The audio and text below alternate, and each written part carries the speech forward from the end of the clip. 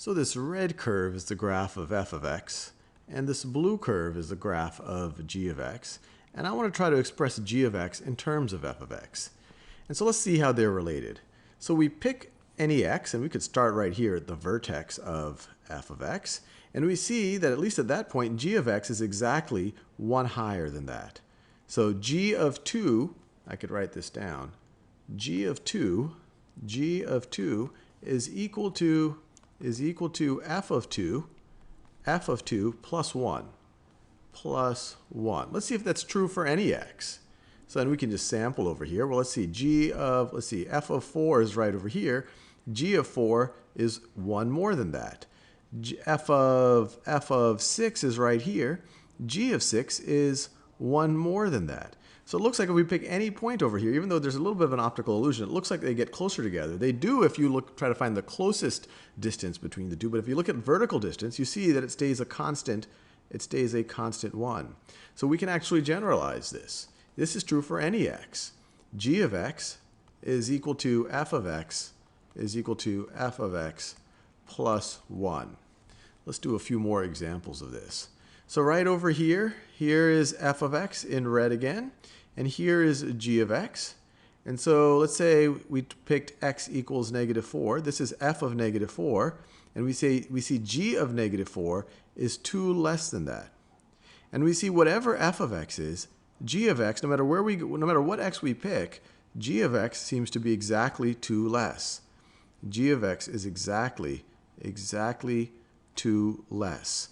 So in this case, very similar to the other one, g of x is going to be equal to f of x, but instead of adding, we're going to subtract 2 from f of x minus 2. Let's do a few more examples. So here we have f of x in red again. I'll relabel it, f of x, and here is g of x. Here is g of x. So let's think about it a little bit. Let's pick an arbitrary point here. Let's say we have in red here, this point right over there is the value of f of 3. So that, or f of -3, I should say. This is -3. This is the point -3 f of 3. So -3 f of 3. Now g hits that same value when x is equal to -1. When x is equal to -1. So let's think about this. G of -1 is equal to f of -3. F of -3 is equal to f of -3. And we could do that with a bunch of points. We could see that g of 0, which is right there. Let me do it in a color you can see. G of 0 is equivalent to f of -2. So let me write that down. G of 0 is equal to f of -2. We could keep doing that. We could say g of 1. G of 1, which is right over here. This is 1. G of 1 is equal to f of -1. G of 1 is equal to f of -1. So I think you see the pattern here. G of whatever is equal to the function evaluated at 2 less than whatever is here. So we could say that g of x is equal to f of, well, it's going to be 2 less than x. So f of x minus 2. So this is the relationship. G of x is equal to f of x minus 2. It's important to realize here, when I did f of x minus 2 here, and remember, the function is being evaluated, this is the input. X minus 2 is the input. When I subtract the 2, this is shifting the function to the right, which is a little bit counterintuitive unless you go through this exercise right over here. So g of x is equal to f of x minus 2. If it was f of x plus 2, we would have actually shifted f to the left. Now let's think about this one. This one seems kind of wacky.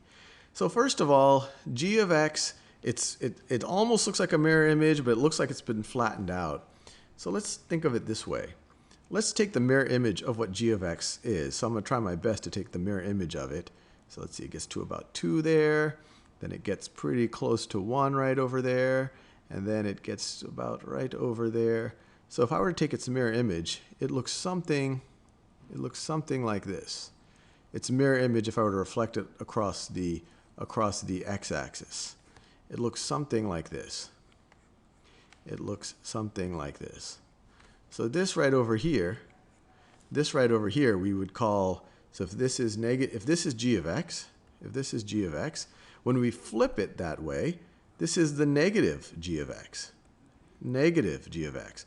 When x equals 4, g of x looks like it's, I don't know, about negative 3.5. You take the negative of that, you get positive. I guess it should be closer to, you get positive 3.5 if you were to take the exact mirror image. So that's negative g of x. But that still doesn't get us there. It looks like we actually have to triple this value for any point. And you see it here. This gets to 2, but we need to get to 6. This gets to 1, but we need to get to 3. So it looks like this red graph right over here is 3 times this graph. So this is 3 times negative g of x, which is equal to negative 3 g of x. So here we have f of x is equal to negative 3 times g of x. And if we wanted to solve for g of x, write g of x in terms of f of x, we would write, dividing both sides by negative 3, g of x is equal to negative 1/3 f of x. Negative 1/3 f of x.